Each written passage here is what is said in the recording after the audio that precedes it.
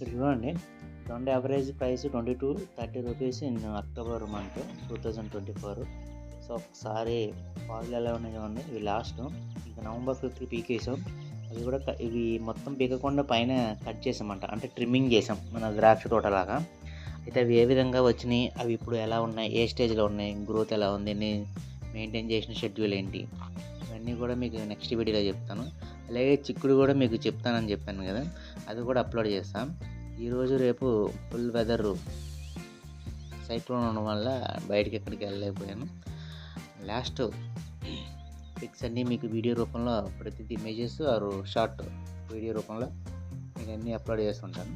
ఇది బయట ఫామ్ కాదండి, నా ఓన్, నేను లీజు తీసుకుని చేస్తున్న ఫామ్ ఇది.